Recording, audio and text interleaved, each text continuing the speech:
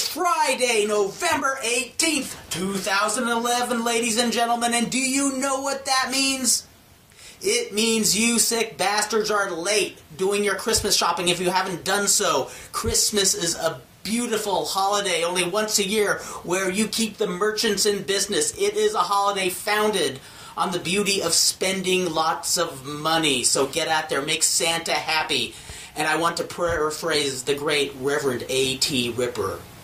This holiday season, don't forget to keep the X in Xmas. Yes? You're going to offend some people with the X. Okay, I'm sorry. Your Facebook friends are going to be offended by the X. I apologize to Reverend Ripper. This Christmas, let's put the triple X back in triple Xmas. Yes. It is edition number 4 of LuchaWorld, ladies and gentlemen. And yes, the clock is ticking. It's working. It's working. Yes, we are troglodytes who are trying to figure out this wonderful MP3 recorder that keeps messing with our heads. It plays tricks on us. You know, the great thing about doing a podcast is everybody screws up with these things. I know, you don't feel alone. Yeah, everybody seems like it's either they're screwing up with their audio like recorders, or it's the laptops, or the software, or the phone, TalkShoe, Blog Talk Radio. It's everything something. Every time something comes up. I bet if we rented out a little, like, space in a strip mall or something like that, some old, closed-up smoke shop or something like that, and had a support group for us poor, Podcasting 101 or something. Yeah, Podcast Challenge, where it's a support group where we just kind of go in and sip coffee and tell our stories of woe, like a 12-step group. That one show we didn't record. Yes, exactly. That one show we talked for 2 hours that nobody listened to because it never got recorded. There's a lot of people. I remember when you made that one show where you didn't record it. It was an edition of Slam and Stan where, you were. Was it? I was somewhere else for like early in the evening, and when I got home, I think you guys were already done. And we thought we had recorded the show, and I couldn't find the proper button on TalkShoe to record the show. It enables us to do a conference call. And amazingly, since that time, there have been numerous people who have made the same mistake. And that made me so happy, because it was my error, and I felt really embarrassed by it. Yeah. Especially since it was a pretty good show. Yeah. That's what I heard, but I doubt it. It had to be the worst show of all time. Yes. Kurt's like, no, without Fredo, well, it didn't. Well, 4 of you guys were on, that's fine. That was actually pretty good. Very cool. Yeah. Yes. If it was just 1 or 2 of you, I could imagine. Was it the basketball playoffs? It was the basketball playoffs, too. That's right. Yeah. Well, the big news of the week, as everybody Lucha-wise can attest, is the Hector Garza story. Hector Garza has since returned. No, just kidding. Was in CMLL. Yeah. Said he was going to go to Perros Del Mal. And since then, what is the evolution of the Hector Garza story? Well, it started Friday, I think, evening, where he announced that he had quit CMLL and was returning to his home. Is it working? It's working. Okay. He was returning to his home, which was reuniting with Perros Del Mal, with Perro Aguayo Jr., Damien, Halloween. And that was late into the evening. It continued on in the evening where somebody interviewed him and asked him why he left. And he kind of said that the reason he was leaving is because he felt CMLL had gotten really stale, and that he had actually, his face turn had fallen apart. So after that, going into Saturday morning, at that time they thought Hector Garza would be joining in with Perros Del Mal to work against AAA.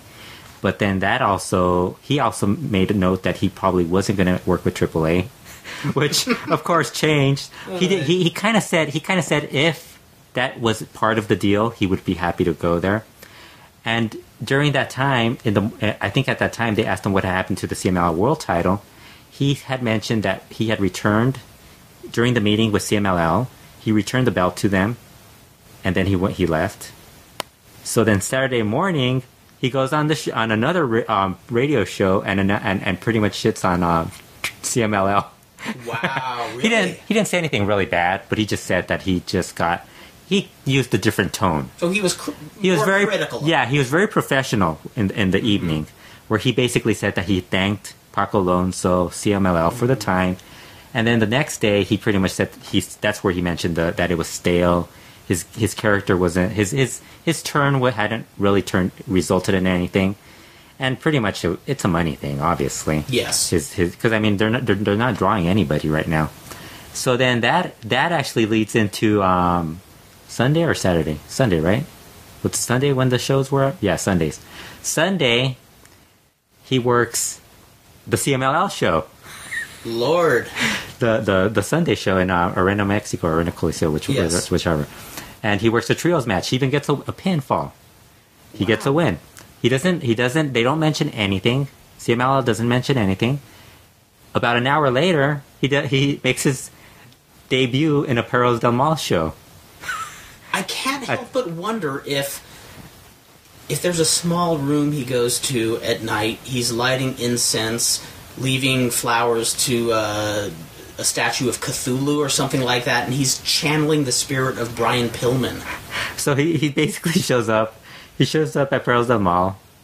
He helps Perros Del Mal. He does the run-in. Of course, they end the match. Here's the funniest thing. They asked during the first interview, they asked Hector Garza if he was disappointed, if there was any concern in joining Perros Del Mal because they had just lost their hair.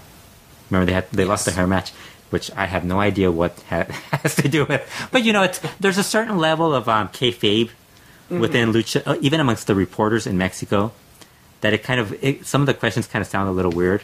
So sometimes the wrestlers don't really know how to respond. Well, it's strange when if you're asking a percentage of questions that are smart questions. Yeah, like him leaving CMLL and stuff like that, about the world title and stuff like that. Then all of a sudden you ask them, people are worried about you joining a promotion where the promotion's lost a lot of value because they lost their hair, and it's like that's part of the work. Yes.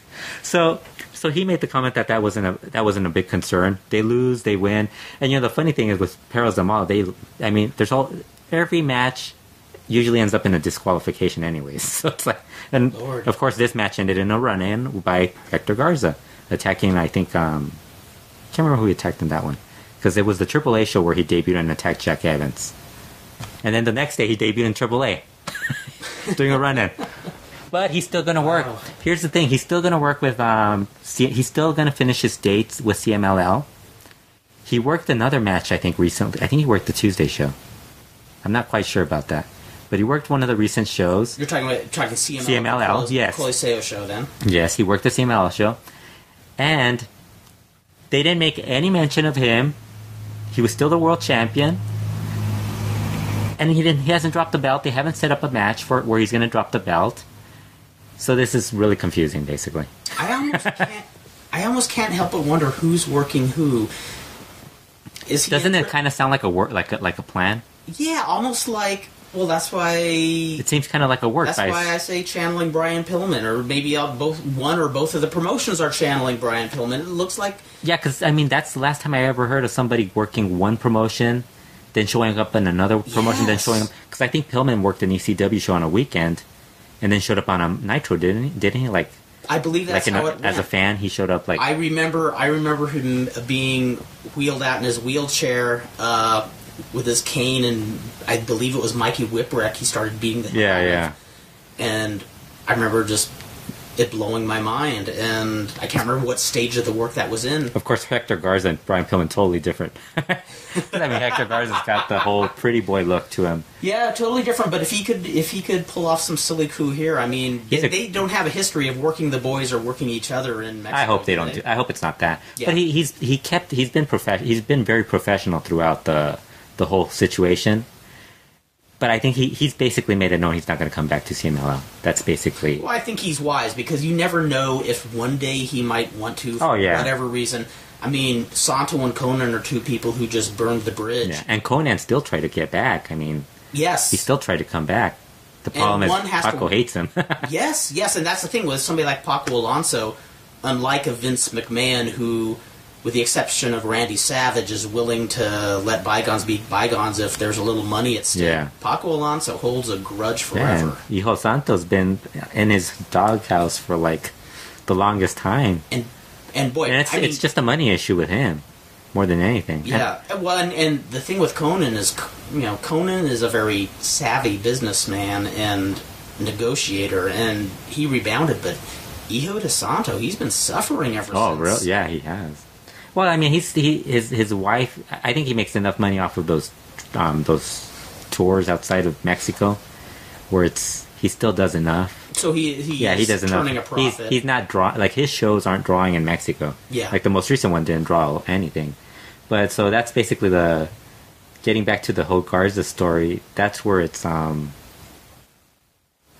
at right now. It's kind of in limbo. He's gone. He's basically gone. Yeah. He's still working his final shows, and that's kind of the situation that Mascarita Dorada is in. Also, Mm-hmm. He also debuted in AAA this past weekend. Interesting. He left, but we knew about him leaving. I think since last year he's been kind of thinking about leaving, but he came back. But in the last, I think, what was it? Over the summer, it kind of started to notice. You could kind of tell he was already starting to leave. Interesting. Because he gets booked outside of Mexico. So he works Lucha Baboom. He works in Hijo Santos shows. So he worked the Lucha Libre USA shows. It's interesting because it seems for the majority of wrestlers who try to do independent bookings in Mexico, it's the worst of times. But for a select few, like, it seems Cassandra was able to make a living doing indie bookings. You said, Mascarita Dorada. Yeah, Mascarita Dorada. And his thing is that he also was one of the guys mentioned in the WWE tryouts. So we still don't know if he's going to go there. And which is possible. I'm curious it's possible because AAA is very. He's been very professional too with his situation. He's still working CMLL shows. Wow. He's still finishing up his shows. It seems like I don't know. I'm kind of wondering if there's something going on where they're thinking of just like letting guys work a little, not being so lax. They're kind of lax on where they're going to let the guys work nowadays. Kind of feels. You mean CMLL? Yeah, CMLL. I don't know. Being a little more permissive. Yeah, where they're. Yeah, no, letting them leave in a certain manner, like except only person they can't work with is Hijo Santo. Yep, that's the bridge. That's like no. The bridge wasn't burned because like I said with the WWE thing, I just found it kind of weird that you had one of the bookers at the show, and all these guys in CMLL actually showing up on the show and doing all this stuff. Mm-hmm. That it kind of seems a little weird. It's an interesting time for Lucha Libre in Mexico. Yeah. Now the talk is that business is on the skids in Mexico. Oh yeah, CMLL looks really bad. Their situation looks horrible. I think they're going to close up. I don't know what they're going to do with the building in Guadalajara, but that looks really bad. And actually, their last couple of shows were really. The shows that they've aired in on their TV show, they haven't been that bad. Interesting. They've actually been pretty good. The Guadalajara arena is one they own, right? Yeah. Okay. But they've actually sold some of the other buildings in the past, so. Wow. I don't know. Could be a turning point for the oldest promotion. Well, the thing is, they have so many guys that they book, but most of them aren't under contract. These guys can leave whenever they want. So. Yeah, that's one region where CMLL is truly in the Stone Age. Contracts are just a part of the business today. Yeah, now it's a handshake, and that's what Hector Garza said. He had a handshake deal with him. It's like handshake deal, and he lasted 8 years with that handshake deal. But he was one of the guys who was getting a certain amount that made up for the handshake. The handshake deal. So it's not like he's going to be totally upset. And Perros Del Mal. Are they drawing? No, I know that. Before the show, you just asked me if they still existed. Yes, exactly. Running shows, not existed. Well, what's funny is as I will admit, I've been totally out of touch with AAA for a while, and I thought the Perros Del Mal promotion was more in storyline. Yeah, storyline. Yeah, I didn't realize that they were still doing it. Yeah, they still do shows. They do well, but it's like it's still not. Their shows. I mean, I don't know. I think it's the name. They have a fan following. Gotcha. That's pretty much following. Yeah, hardcore. that's more of it. But you could tell some of the smaller indie groups are starting to lose a lot of. They're not drawing as well. But that's in the U.S. the same thing. Indie wrestling isn't a big popular thing right now. Indie wrestling, I don't know about Mexico, but in America, indie wrestling so much suffers from, you're drawing a core audience, and if the aim is to make money, you're only drawing a core audience, and you're not appealing to a more casual crowd. Yeah. I think that's always going to be its weakness. I mean, for a long time. I don't know about forever. Yeah. But did you watch the Chikara pay-per-view? I did not. I wish I did, because I was really enthusiastic. It's still on there if you want to. Yeah, I do want to watch it, because and I heard Mike Quackenbush's interview on Figure 4 Daily. Uh-huh. He is a great pitchman. I mean, Yeah. he sounds so exuberant about what he does Yeah. that I was sold. Yeah. No, I still do. I do intend to watch it. I'm still trying to figure out how long the pay-per-view was before I decide to order it. I don't want to sit 4 hours watching another pay-per-view like I did with those Mexico pay-per-views that were like non-stop. It was like 4.5 hours. 4.5 hours. I only watched like 3.5 hours and stopped. I was like, yeah, I think I'm done. I mean, I've heard that people enjoyed the show. Yeah, yeah. I don't know whether it was match quality or presentation. Yeah. The Chikara that I saw of the DVDs they came out with a few years ago, I dug the concept, I dug the gimmicks, I dug the wrestling. The only thing I thought is, damn, they need some real production in here. This is a really wacky type of Mexico, sounds lucha libre, but it's one where you do need some, nothing high budget, but you need some production values, because the way they were shooting it was like indie shows were shot. I think they might have upgraded recently. Well, now with the technology moving up, I mean, technology now, anybody could record something in HD. This is true. You got people on YouTube posting stuff on HD. That's why I think there's so much potential in this day and age. It's so funny that, wrestling is in such an odd way. There's so much you can do with it. And now let's talk 20 minutes about piracy and how it's ruining wrestling.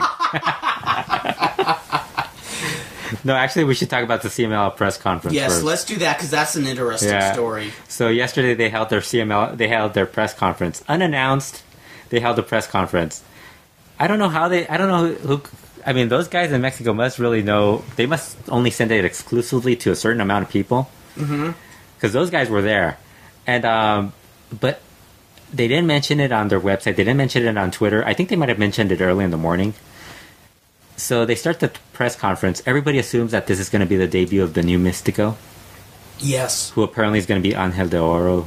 Who, if they're going to give the Mystico gimmick, it would be him. That didn't happen, which was kind of a bummer. And it was very anticlimactic with people expecting it. Yeah, but it was kind of funny.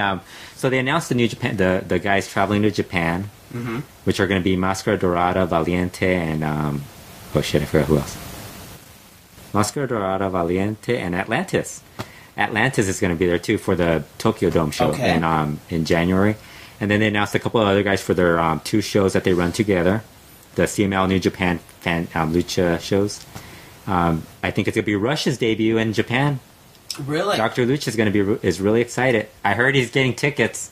He wants you to travel with him, Kurt. I would be there. Yeah. In fact, I did front row ringside. I did hear him. Even better. You guys got to get Dave Meltzer to go. That would be awesome. And if I could just lobby to make sure John Strongman is there, life would be complete for me. He's probably going to be there. Very cool. Yeah. Well, then I'm going to have to stream that somehow. He wasn't announced, but I think he's probably part of the New Japan crew. Yes. So they don't announce. They didn't announce anybody, actually. I think they announced only the... No, they did announce those guys. The New Japan site didn't announce those guys. They didn't announce who they were going to bring in for the Tokyo Dome show. Yeah, I heard Steve Sims talking about Rush heading to Japan. Yeah. He seemed kind of down on him. Yeah, I actually think he's gonna be the most popular wrestler in the history of Japan. Actually, I agree. Not He's since... going to be it. Not since Antonio Inoki or Mickey Dosen. Or Giant Baba. That's right. Rush is going to have a whole new stance on the Baba Chop. He will... I am an unapologetic Rush fan. I dig that cat. I know the push is probably premature. New Japan mentioned when they mentioned what he was when describing Rush in their posts, they mentioned he's handsome. That was it. That was like they didn't mention his wrestling ability or anything, just that he's handsome. That's funny. And I can't remember who else is gonna. Oh, Mysterioso Jr. is gonna be there too for that show. Sombra, all those guys. But Rush, the big news is Rush is going to Japan. Going to be the. Also on that show, on the press conference, they had Atlantis finally named his new trio, the trio he's been working with, which is Goro Maya Jr. and Delta. He finally came up with a name.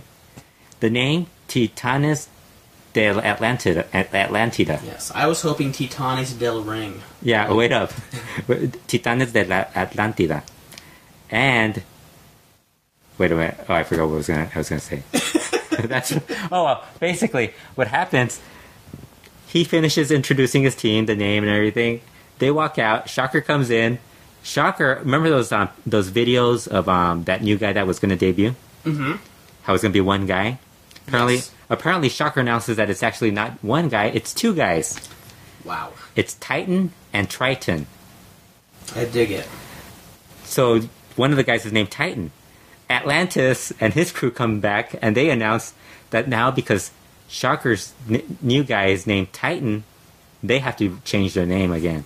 I love it. I love it.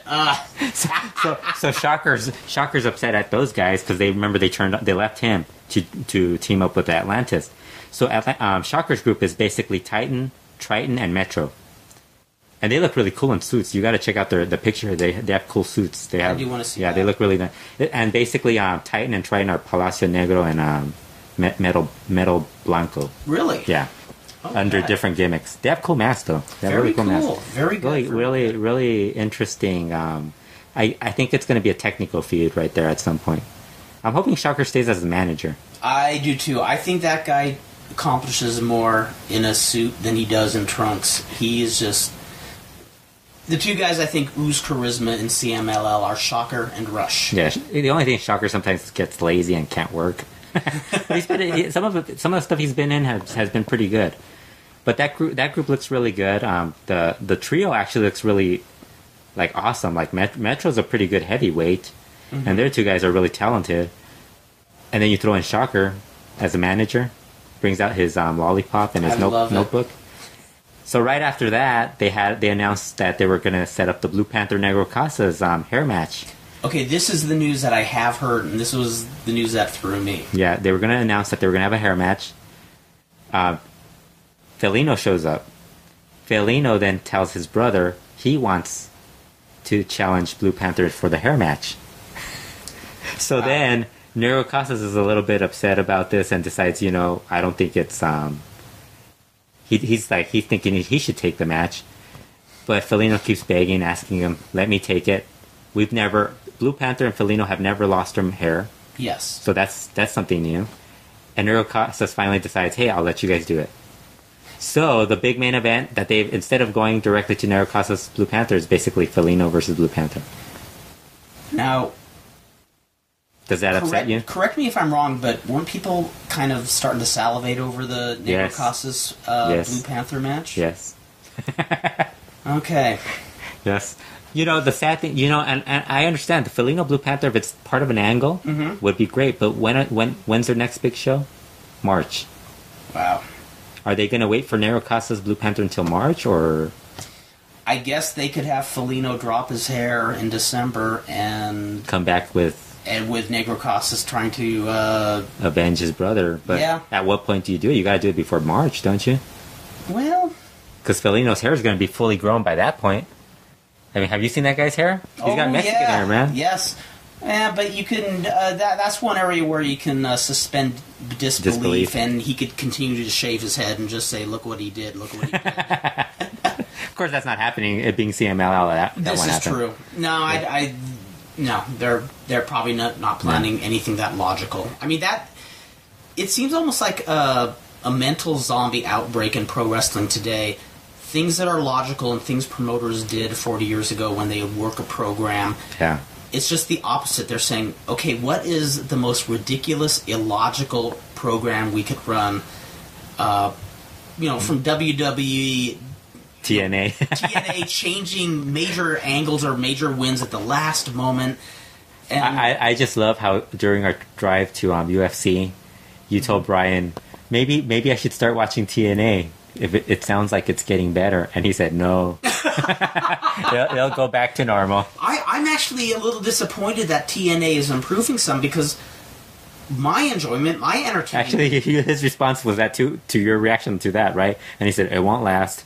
yes, it won't last. And that's the beauty, because I love hearing Brian Alvarez and Vinny talking about the train wreck that is TNA TV. Yeah. I mean, I love hearing Brian escalate, and Vinny and his more kind of laid back disgust of the show. It's just, that's my entertainment, and it only costs $12.99 a month. $12.99 for the figure 4. Really? Damn, you pay a lot for that. Isn't that how much I'm still paying? I pay $9.99. Okay. You lucky bastard. You do pay $12. Holy shit! Isn't that what it is now? No, I think it's $9.99. Okay, then I pay $9.99. Unless you're paying for something else. Nah, that must. You're getting your feet rubbed. Yeah. Something's going on there. They're adding extras to you. Okay, that's because I am Kurt Brown. I am Vandal Drum, and they have to charge. I think they did raise the price though. I thought they did. Yeah, they did. But I think I got. Did you subscribe after? Like. See, that's the thing, is I went to a different account. Oh, okay, yeah. Because they kept you... That's what I thought. They kept you on the $9.99 if it was... Yeah, if it was... Still, it is a bargain. Yeah. It would be a bargain at $15 a month. I mean, just all the different material they have on that site. And now let's complain about their website. Just kidding. Wait, hold on. Let me get to something else. Okay. Yeah, that's pretty much it. The whole press con. Oh, they didn't mention the heavyweight title situation either. So that's in limbo. That's in limbo. As long at the time of this recording, Hector Garza is still the CMLL World Champion. Okay. So that's basically what we know. I say give the belt to Kay Monito. Well, that'd be interesting if they did like a tournament. That would actually be an interesting tournament, just to figure out how many heavyweights they have. Yes, yes. You know who's going to get it? Ultimo Guerrero is probably going to be the one that most likely. I mean, because they can't go to Rush. Rush is too young. Sombra, it would be too soon, I think, also. It is really a different business where, in the old days, back in the 70s, they had multiple weight classes. Uh-huh. And they had enough wrestlers that they had champions for every weight class, and they had contenders, and all the championships got over. I know, seriously. And that's true, because even CMLL, even like in Mexico, where the heavyweight division has never been really deep, yes, there's always been like at least a bunch of guys who were actually capable of challenging for the belt. Yes. Not recently. I mean, the last 10, 15 years hasn't. No, it's been a long time. Yeah, it's been a long time. The heavyweight title has. I mean, in CMLL and in AAA, it's different though. AAA has way more. That's more of a heavyweight promotion. Yes. Yeah. So. And in general in Mexico, I mean, I was excited a few weeks ago when I turned on CMLL and saw Dragon Lee. Yeah. It was cool seeing somebody who is a lighter wrestler actually being utilized. Wait till you see Soberano. Really? he's like 120 pounds or something. Like he's like. That's cool. I'm so for that. Yeah. I am so for that. I mean, so many wrestlers in Mexico are so much huger than they used to be. Yeah. I mean, I remember when I used to read the magazines religiously back in the 70s. One of the things that intrigued me was, damn, weight classes. Well, see, I don't think they're huge. I think they're just more like ripped. Steroids. Yeah. Oh no. I guess that's what I mean. Yeah. Is the look? They all have the similar body type. Yeah. Yeah. Yeah, and it's true. It's true because you don't really notice. Like when somebody who has a completely different body type, mm-hmm. you notice him right away. Like Bronco. Yes. Who's a tall, lanky guy who I'm sure at some point is going to start using. Yeah, exactly. Getting on and then something. He'll look like everybody else. But I like him. then you have like the skinny, like Ray Cometa's a guy who doesn't really have a bulky body. The high flyer type guys. Although some of those guys are starting to get a little like they're not as big, but they're kind of built. Yeah, I mean that when I look at Sombra, where I bet 30 years ago he probably would have been a much lighter wrestler. Yeah, and it looks like they're feeling a necessity to grow just in the last 2 years. And I'm wondering if that has like a lot of that has to do with like the tryouts with WWE. Where they probably tell them what, I'm sure they tell them what they need to work on. That's a possibility. Wonder if they told them, like, yeah, you got to get a little bigger. Yeah, that's quite a possibility. Yeah, and when bigger means steroids. You need to get bigger, and you need to be able to pass the drug test at the same time. Okay, work your magic, babies. Do it now. Fascinating. Well, since I started touching on the old days, I guess we should mention... Oh, yeah, the passing of... Septiembre Negro.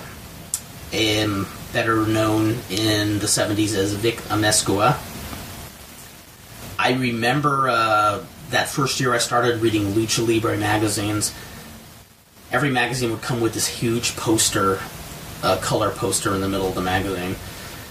And one of the first one I ever got was one of Cesar Valentino, and the second or third one was this huge poster of Vic Amezcua, who had a shaved head, which back in the day, it wasn't like today where a shaved head that's accepted. It's cool today. Yeah. It's cool. You look really exotic. It's the norm. Bizarre. It's the norm now. Yeah, it's the norm. It's the mixed martial art cool look. Yeah. And I remember this poster of Amezcua with this really cold look on his face, shaved head. I'm like, dude, this looks like Yul Brynner on a really pissed off day. And it was like what would you call, like a multi-purpose room in our house that we had. It would be like a party pad for me and my friends, but it was also a place where my brother did his older brother would do some woodwork.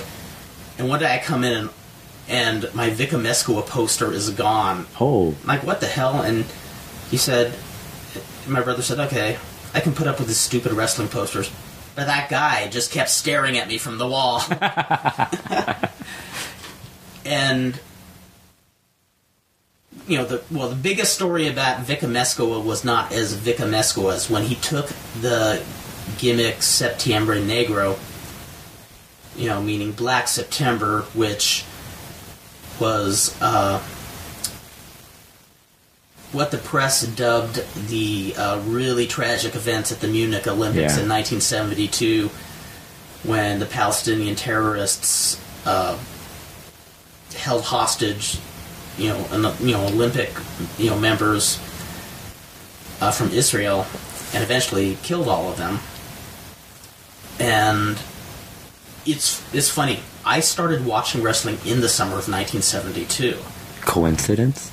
But this is the trip. Is I remember I was not into the Olympics. Yeah. I was watching Channel 13 wrestling, and my parents were trying to get me to watch something a little more cultured. Look, gymnastics. Look, Olympian wrestling. And I'm like, Olympian? That's gay. Yeah, this is stupid, man. Like, this guy is raking the other guy's eye on Channel 13. Yeah. That's not wrestling. This is wrestling. Yeah, and... It reminds me of those like the South Park episodes where they're trying to teach them wrestling. Yeah, yes. And it's like, that's not wrestling. This is wrestling, and they're just talking the whole time.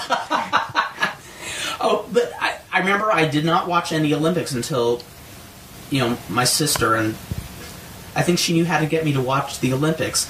She said, Kurt, you got to come here and watch this wrestler on the Olympics. I'm going, why?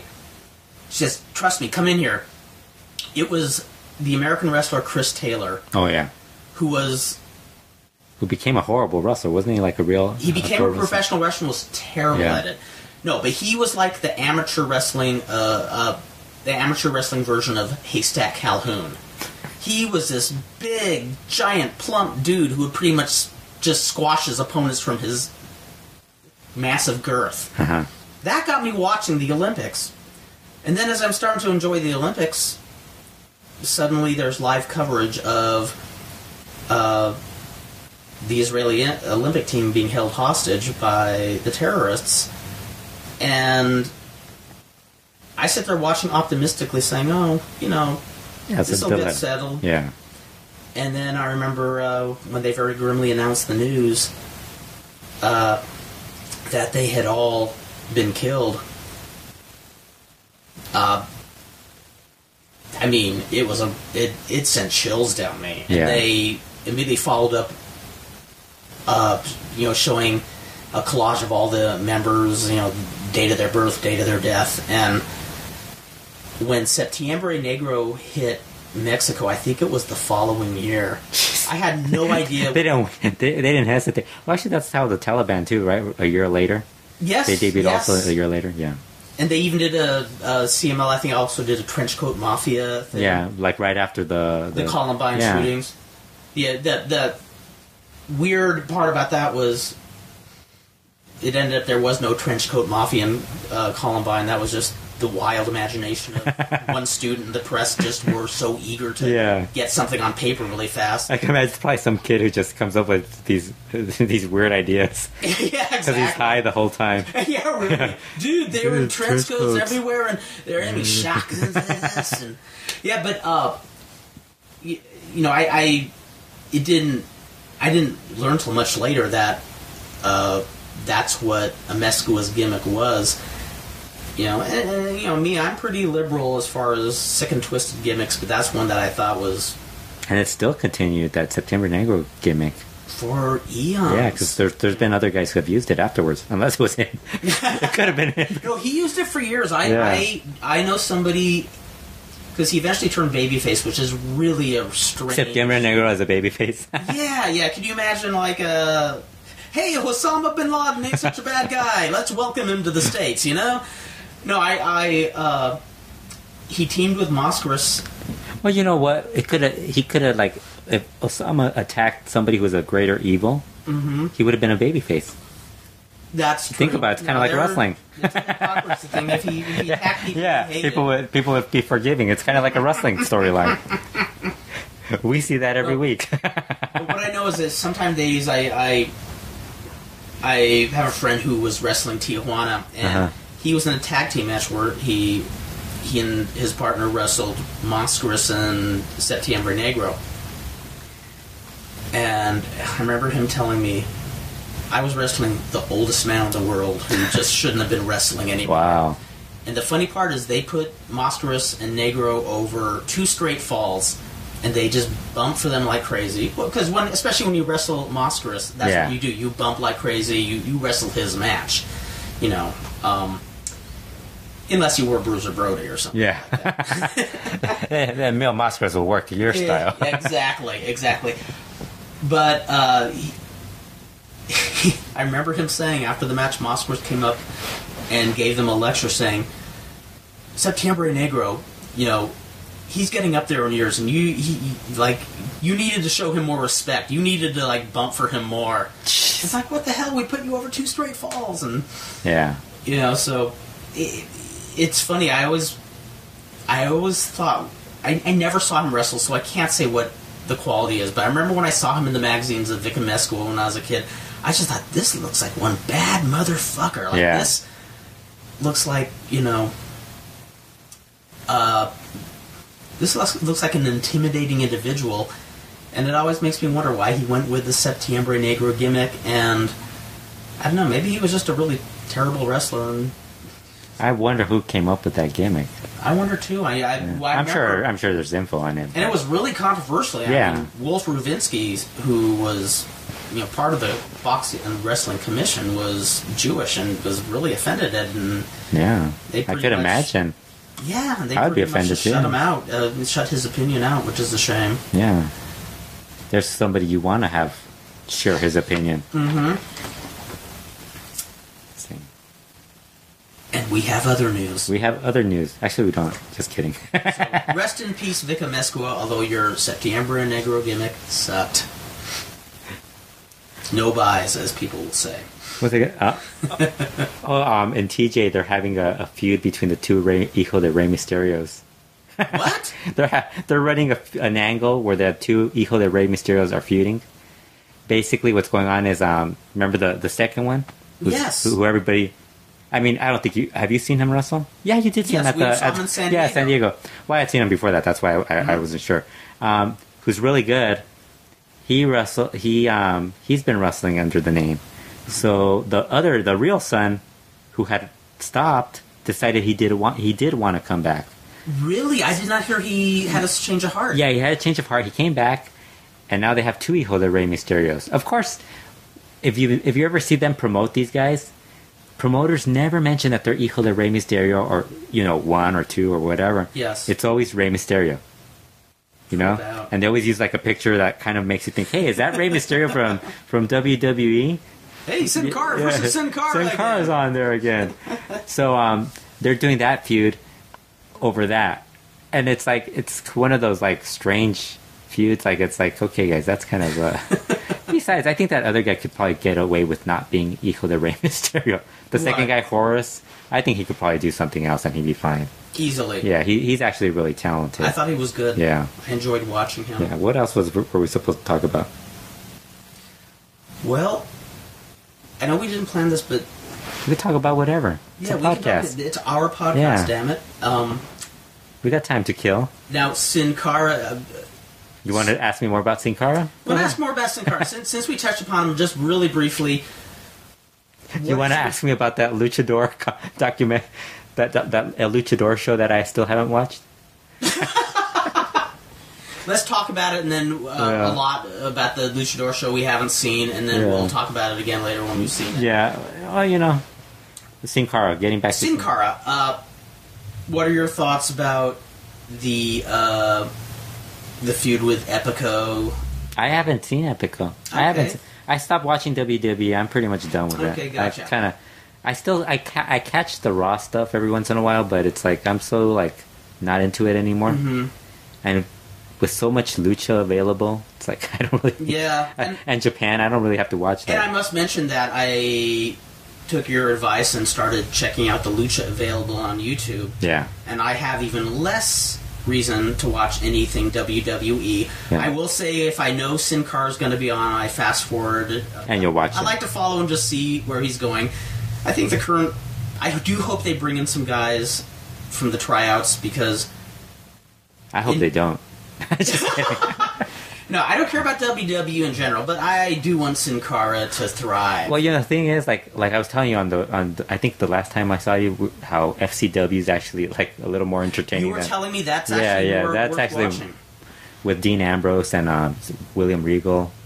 They have a couple of good guys on there, but I do have to make an effort to check that out because it's not exactly the glory years of pro wrestling right now, but there is some stuff worth searching out. Well, there's a lot of bad stuff too nowadays with wrestling. Yeah. So, but I mean, with lucha, with AAA, it's the same as always. AAA is the same as always. You could just watch the opener and you're pretty much done with it. I caught a part of a 6-man tag, which was the Parka turn. Uh-huh. Or I don't know. Was that the Héroes Inmortales? No, it wasn't. No, it was after. It was where he beats them down. Where he beats down Jack Evans at the Technicals. Yeah, the Technicals. Yeah. Yeah, and it's Jack Evans and Phoenix together. Yeah, it's the beatdown. And while I thought it was cool seeing La Parka at ringside taunting the fans, the whole match went way too long since it was mainly just an angle-driven match. Just him beating up the Technicals, wasn't it? Yeah, exactly. Yeah. Did you watch the the pay-per-view show? No, I haven't. Skip no, okay, I will skip that since there's so much more worthy things to check out. They did a show with the most recent show that aired in Mexico. I still haven't finished watching it because it's like 2.5 hours basically now. Because what they're doing in Mexico now is the Televisa. We're getting the Televisa CMLL show, which is 1 hour long. Yes. And that's all we're getting in the U.S. Well, in Mexico they get that, and they get AAA for 1 hour also. The AAA hour is basically the semi-main event and the main event. But on the regional television stations, they're getting the earlier part, like the first from the opening match all the way to the semi-main event, 2 hours. Wow. So you're now getting the full shows on for AAA. CMLL has so many different shows that it's like you could practically live inside CMLL's brain. If you well, I think that's part of the problem. They have so many TV shows. It's like who wants to go to do you really want to go out in Mexico or stay home and watch wrestling? I think I'd rather stay home and watch wrestling. Yes. I mean, instead of going to the building, I mean, I'd be more worried about like somebody driving by and shooting me. I was gonna say, Well, the AAA, the most recent show, they had a La Parka interview. Mm-hmm. He comes out and does a promo in front of the fans, and I mean, he just had one of these great promos where he just starts shitting on the fans, like how for the past 15 years, Antonio Peña gave him his name, and he's basically made the name, and it was all him. It was never the fans. They all sucked. They all turned on him, and all this. He's just ripping on the fans. That's what what's missing in wrestling so much today is I see so many people who want to be heels, but they're only being heels toward their opponent. Yeah. Focus on the well, fans. that's what Dr. Wagner, and that's what people. I never understood why people never saw that. Dr. Wagner always did that, which is why I've never been a big fan of his as a heel, because he always played a babyface, like towards when it kind of became cool to be a cool heel. Yes, he did that. So La Parka's like, he starts talking about. So not only does he talk about that, he goes back into his career. Mm-hmm. So he starts with the La Parka showing up, LA Park showing up. It's like LA Park shows up. What happens? All of you guys start cheering for him, and you forget about me. Cibernetico turns on me. He turns on me. He hurts my son. He turns my brother on me, and you guys still cheer him. And he's like, and then who was the most recent person? That has to be somebody else. Oh, he formed his own group. Remember, he formed his own faction. Yes. La Inframundo. It's like, I formed my own faction, and what happens? AAA takes it away from me. And he's just like going on a rant. It sounds like I'm doing the recap for the show, and I wrote, he sounds like an internet kid, like just an internet mark, like just one of those guys who just complains about everything.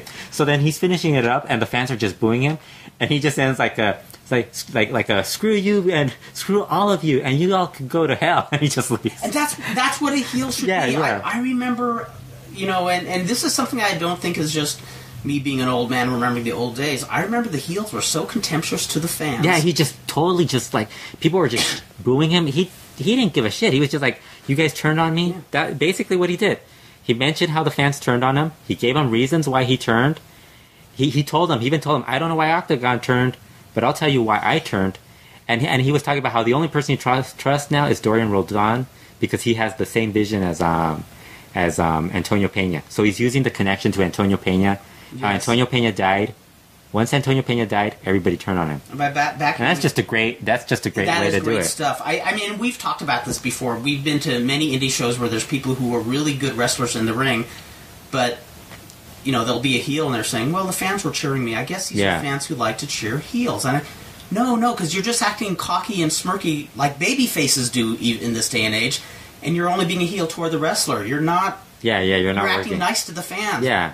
I remember Gordon and Goliath just like looking down their nose and saying "Shut up, Mexican" to the fans. I remember now. He started with the shoulder injury. Remember, he suffered a shoulder injury. Yes, and he was talking about how he came back. AAA asked him to come back.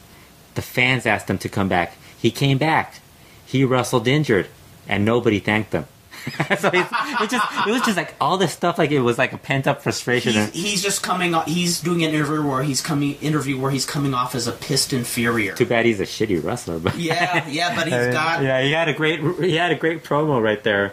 Yeah, when I saw that tag match where he just watched Jack Evans and Phoenix, and then just came in and beat the shit out. Yeah, exactly. When he watched that, the thing I kept thinking was, I would just love to see Jack Evans and Phoenix as a team together. Yeah.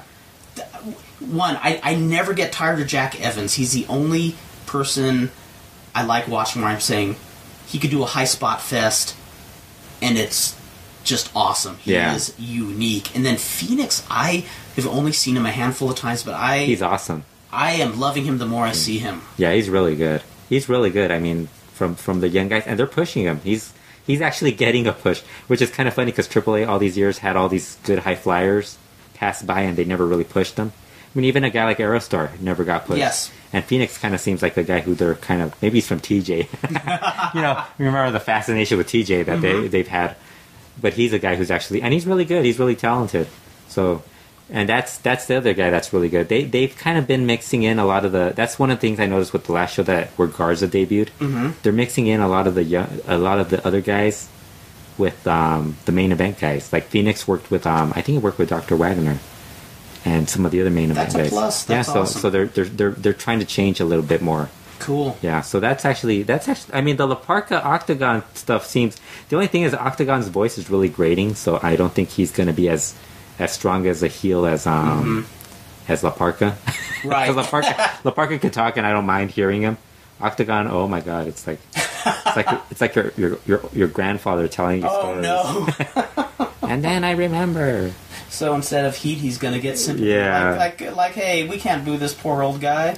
Yeah, now, I have not seen Octagon in action. Is his age evident in his He hasn't been good in like 10 years. So. Okay. Yeah, he's been pretty bad.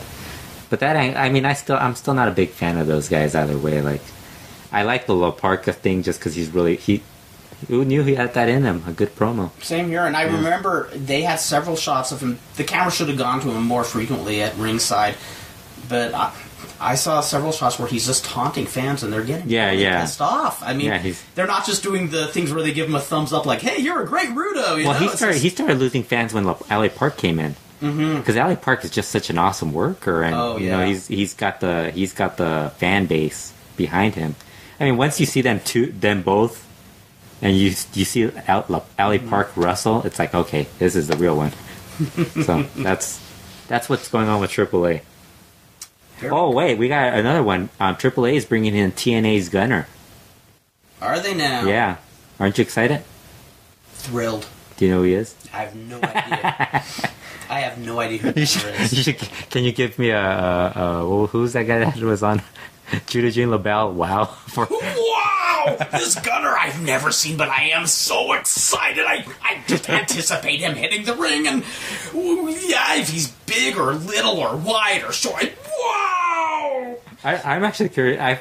I don't know. I've never seen him wrestle, so I don't know. I can't remember the last time I saw TNA. I guarantee you could put all the wrestlers, have a photo of all the wrestlers. We should have a contest one of these days. Can you name all the TNA wrestlers? Yeah, TNA wrestlers. How many TNA wrestlers? But we'll do it with everybody on Slam and Stan. Yes. I'll use like clues, and then you guys have to guess who I'm mentioning. That would be great, and every time we get one wrong, we have to take a drink. Hey, what would be the difference with the Slam and Stan podcast? Or we have to spark the owl. But I mentioned because everybody's like, who's going to care about this guy? Who is this guy? Don't you guys have to explain who he is to all the fans? And I mentioned on Twitter, I go, but this guy was number 59 in the PWI 500. Come on, he must be good. Oh Lord! You should mention the joke about the PWI 500. With the wrestlers. How many wrestlers we've heard that don't really like being mentioned on it? Oh, it was... I remember this was, I think, the late 90s, and I believe it was Craze, was actually featured in the PWI 500. In the low 500s? In the low 400s? There, and Craze is one of these guys who... He's the least markish wrestler I've ever met. He could not give a rat's ass if you wanted to give him a championship, or give him a push. He says, I'm here to do my thing. What do you mean, who goes over? You're the promoter. You tell me if I go over or not. He's not always trying to come up with all these crazy angles, which a lot of indie wrestlers do these days, So he's in the PWI 500, and I think all the boys knew it would get his goat. They said, like, hey, Rob, look, you're in the PWI. I says, I know. People won't stop telling me I'm in the PWI 500. We should get a picture of it and frame it. Frame it, yes. Photocopy it, put it on Facebook. Put it on his wall. Seriously, we should. Oh, yeah, that would be awesome. He'd be so happy to see that. But that's so funny. I mean, I don't know. I don't know how big. I don't know what that guy does. Like in TNA, what the angle, what he's doing in TNA. we should ask Brian. Why don't you text Brian and ask him who Gunner is? I'll text him. Live on this show. I'm going to text him live on the show, and I'm going to say, I do not know who Gunner is, but I do know who John Strongman is. Why doesn't TNA take him? He roars like a lion every time he chops somebody. Yeah. So, actually, that's a great question. Why TNA doesn't do drug testing? Why can't they bring in John Strongman? They don't do drug testing? I don't think they do. Yeah. Why not? I mean, he's been in Lucha Libre USA and all. He's what actually are they talking about? How could they do drug testing? They use Jeff Hardy. They use Rob Van Dam. Rob Van Dam, who proudly Jeff Hardy, Matt Hardy. Oh, I just remember that whole story about the Hardy Boys going to Mexico. I was really looking forward to that. I know. I thought there's a great reality series right there, and you don't even have to doctor it up or anything. Say just turn on the camera and watch it go down. You hear about these guys who get tryouts with TNA, and you're like, that guy does spot. I mean, you just know just from their Facebook pages what the stuff they do. So it's like, yeah. They don't keep it private now with Facebook and Twitter. I actually like the concept of running a wrestling promotion where you have to be high on something. Yeah. If you want to wrestle. You cannot be active unless, you're a pothead or you're a steroid freak. I draw the line at methamphetamines. That's not cool. That's but, not cool. But yeah, I like it. Hey, that's a Breaking Bad angle, though. Yeah, that would be good. good. A Breaking Bad storyline on there. That's true. Yeah. I think Jack Evans could play a great Jesse. Yeah, Jesse. It would be Walt. It would be Walt. Have to be Conan. There you go. I like that. Yeah. Well, Conan has a much more educated vocabulary than the majority of wrestlers, so he could cut a real kind of a pseudo-physicist interview. Yeah. I like this idea, We should have a Breaking Bad, AAA Breaking Bad episode. Oh, I love the ideas we come up with. And we're not even drunk or anything. I know. God forbid we ever inherit billions. I could only imagine this being the new thing for drunk people, turning on a podcast, getting an audio recorder and recording their thoughts as they're. That's the new thing. Like, let's talk about Lucha Libre. Yeah, well, we have to do the podcasts that are so popular where you get in front of a camera and stare into it and says, I want to give my thoughts on the Randy Orton angle. You mean like a YouTube shooter? Yes, exactly. You ever notice they're all like from England? Wow. Or Ireland or something? That's kind of weird.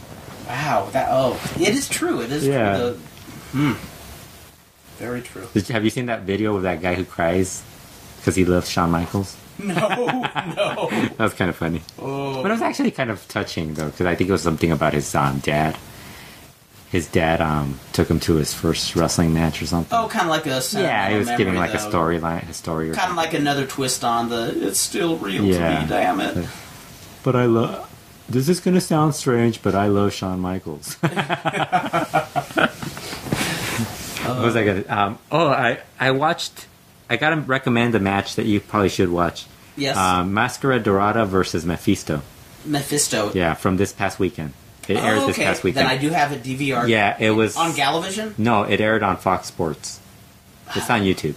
Okay, then. It's on the Cubs fan page, so you can find it. Okay, I love the array of stuff you can find on the Cubs fans page. Yeah, basically what happens, the first two falls are really short. Mm-hmm. And the third fall, I mean, it's just Mascara Dorada just coming up with all these crazy spots. Just amazing, like all the stuff he can come up with. Just almost like he's a... Yeah, it's just amazing. Can I outdo myself? He does this one bump where the guy is laying on the mat, Mephisto's on the mat, and he's going to... Or actually, he's not... Yeah, he's laying on the mat, and he's going to do like this splash, but he's going to jump onto the middle rope like he's sitting. Yes. And then he's going to just fall back on the guy. Trip out. That spot was really cool. Then he does this other spot where he's going to do a plancha, but onto the ring, the outside of the ring. Okay. Just that little small little space. The apron, just a little side right there, and it's just amazing the stuff he does. Indescribable. You just have to watch it. It was a good match. I mean, I think that's probably one of the. I would say top 5. But I kind of do agree with a lot of people who thought it was a little bit more of a spot fest. Mm-hmm. But it's like a really cool spot fest, though. Not just any spot fest. Yeah. I mean, one that is... Yeah, it's just a really cool match. That's definitely a match you got to check out. I will look for that. Yeah. And I do recommend any people out there looking for good YouTube stuff. The Cubs fan has a great array of Lucha Libre He puts videos. everything up there. Yeah. It's a candy store. There's something for everybody on Let's hope he doesn't get discovered by some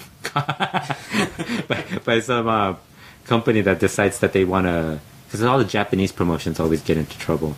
The Japanese promotions are starting to bust the guys on YouTube. Are they really? Well, they do it more often than, because it's a TV station, the stations. Gotcha. I think Galavision doesn't really give a crap. So, I think that's what it is. Lucha doesn't really get a lot of, so you could just post it on YouTube and it's fine. That's cool. They don't really care. Well, we covered a lot tonight. Wait, we're going to talk about Llaves y Candados. What? The Monterrey shows. Oh, yeah, that's Just right. kidding. That's the other thing that I saw. I saw some of that. I saw an interesting tag. Was it something recent? It was very recent. Oh, yes. it was? Okay. It was... I'm surprised. I thought, because when I said, when you were telling me about it, I thought you were talking about something old. So I said, you don't want to watch the new stuff. And then you kind of said, no, it was the new stuff. It was the new stuff. It was a Holy team called shit. Gemelos Muerte. Uh-huh. And Who did they wrestle? it was a low rent... that I don't even remember. Again, this was a video was kind of... Was it Monterrey? It was Yeah, it was Monterrey, Monterrey. definitely. Well, the reason I started watching it is... I've said this before. I'm an unapologetic fan of ambience, I dug the look of the old school ring, the old school arena. I think they were advertising, like, on the mat, there was an advertisement for the Carta Blanca Yeah. Bravo Okay. beer. Yeah. And I just kind of dug the atmosphere. Yeah. And, the wrestling was not the best. One of my friends is an announcer on there. Really? My friend's kid. No He's an way. announcer, yeah. Uh, He's this kid who used to just interview people at like 8 years old. really? Yeah, How now cool. he's like a grown up now, so now we feel old. Well, seriously, because he started when I think I became friends with his dad like in like 1999. I didn't even know he had another son. Wow. I should email and ask him, when did you have this other kid? Oh my god. Seriously. Yeah, they've been running a website like for years. Like their website still looks the same as it back then. There's a wrestler who I must say I only saw maybe a minute of his actual in-ring action, so judged on that he didn't look very good, but he had one of the greatest wrestling names I ever heard. Big Neurosis. Yeah, okay, then it is recent. really recent, yeah. Yeah. He's on Twitter. I love that name. Follow Big Neurosis on Twitter. At Big Neurosis. Oh. Yeah, their shows, I mean, it's weird because I actually know a lot of people who actually like that show. I am going to watch more of it because there's just something... Because it got really... That's the promotion that used to run that Lily Cavazos, the promoter. Mm-hmm. She used to be the one that ran that building. Really? Antifast's mother. I think Lily okay. something. I think it was Lily Cavazos. I can't remember her last name. Yeah, there's something... there's an old school feel to it that I just kind of dug. Yeah, Gemelos when she Muerte, passed away, the show saw the promotion just fell apart. That's when it went down. Yeah, well, it's been hit by the drug cartel in that area. Monterrey. Yeah. But Gemelos Muerte, they are like this low-rent La Parka tag team. Well, actually, that is the thing that first drew me to watch it, is I'm scanning YouTube, I see Gemelos Muerte, but I'm doing a double take because the first thing I thought in my head is, in the 60s there was that tag team, Los Hermanos Muerte. Yeah. And there's been a couple of groups, like, I remember a tape you gave me of Guadalajara, I think, had something like that. Yes, Yeah. and I did a double take thinking, wait, this couldn't be, an old... Yeah, an old guy showing. Yeah, and it could be, you never know. I thought, I read Gemelos Muerte, but I was thinking Hermanos Muerte. Yeah, I love it when my mind misleads me. I thought, this couldn't be some old lucha, is it? But I looked, oh no, this is... Yeah. But I said, wait a minute, this is kind of fun stuff, and... Yeah, so you had these kind of, okay wrestlers, wearing a really, like I said, a low-rent Parka costume. Yeah. I'm going to watch more. Who knows, maybe I'll get burned out fast, but there's something kind of charming to the atmosphere there. Well, you saw that show. The Cubs fan once recapped a full month's worth of that show. Oh, no way. He hasn't since. I just thought it was awesome. I wonder if he is doing it as a way of testing his career. Yeah, I think it is. I think he's trying to figure out if he could actually review every show. I love it. And I think he realized that there's a limit. It's one of those things where people go on those like survival tours where they'll go out and live in the jungle for a month to see if they can take it, and maybe that's what Cubs fan was doing. Yeah, I think kind of like Malcolm McDowell in Clockwork Orange when they force him, to watch the Nazi propaganda while Beethoven's Ninth is playing. Yeah, Ludwig von. Their shows, what's weird is like sometimes they'll have like a show where they'll bring in somebody big. Mm-hmm. Like they'll have like Hector Garza all of a sudden shows up, and he'll work with somebody that's actually pretty good. And then all of a sudden they'll have like a next show, and it's like this really weird like Torneo Cibernetico with like all these random local guys. So their shows are really like weird. Like, but I mean, some people like it. I mean, I'm surprised at the number of people who like it. Yeah, I'm gonna give it a bit of a shot just to see where I go. You should review it. Maybe I should do it. Yeah. Actually, you probably shouldn't. You'll hate it. You'll end up hating it. But there's some people who actually, I mean, like I said, just because you like one particular style doesn't mean that you're right and other people are wrong. I mean, it just means you like something completely different. It's really what anybody's taste is. I mean, hey, I don't think I ever want to watch TNA. You liked you wrestled Incredibly Strange Wrestling. Yes, I did, which was the lowest rent, most way out. And some of the stuff you guys did was very, like, some people thought it was offensive. Yeah, hey, my proudest moment was when Incredibly Strange Wrestling debuted in 1995. We got 5th place in the Observer Awards for the most disgusting promotional tactic. Yeah. I was... What was it? Just the entire promotion? Just the promotion. Just the entire promotion. Yeah, the other things, it was the use of such and such in this promotional angle. Yeah. But number 5, Incredibly Strange Wrestling. I was so happy. The sad part is nowadays you probably would Incredibly Strange Wrestling wouldn't even make the list. No, it wouldn't at all. I think people would be more offended with what WWE or TNA are doing. Yes. Than anything, because I mean, let's face it, they don't really want to give people what they want. It's like no, it's true. They just complain about something different. Yeah, and I think if there's a really obviously sick angle gimmick, that will make the top of the list. But if there isn't, I think people get pissed off when they just keep delivering stuff they don't want to see, and if an angle is exceptionally stupid, that's going to go on the list. But I was proud that we were considered very stupid and destructive. And how long is that worst booker list going to be for 2011? Yeah. Can you imagine? It's like best booker. Somebody wrote an article on the Observer site where the best booker was some MMA guy. I'm like, dude, that's MMA. That's different. That's a whole different ball. Yeah. Game. So I was thinking you're gonna put like the one person as best booker. Who knows who it's gonna be? And then like worst booker is gonna be like WWE, TNA, all these different people. Vince Russo, the whoever books WWE, the writers, the Panico.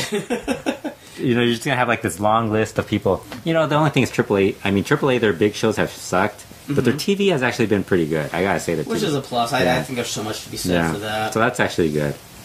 Yeah, and well, now that I can access it on YouTube, actually I always could access it. But now that I know I can access it on YouTube, you save the channels and stuff. Yeah, watch them switch them up. Yeah, just to mess with my head. Just to screw with you. Well, we covered a lot of ground. Oh, I should mention the guy I actually wanted to get booked for MPW is now wrestling in AAA. Daga. Really? Yeah. No way. Yeah. That's cool. Power to him. Yeah. It's all your guys. I did my part. You guys didn't really. Dan Farron didn't really do much of an lobbying for him. Shout out to and when Daga. Gaga. When Daga, not Gaga. No, Gaga. I want him to be called Gaga. Daga. You never know. They could change it. He's actually pretty good. He's kind of like a Davey Richards type, which is kind of a bad thing, though. The worst thing, like in New Japan, they have Davey Richards tagging with Rocky Romero. Really? Is it Rocky Romero? Yes, Rocky Romero. I keep forgetting Ricky Reyes, Rocky Romero. Yeah. Yes. That's gotta be like the shittiest tag team ever. Yeah, I don't really. Not gonna... They don't have a lot of. I don't picture it doing numbers. Yeah.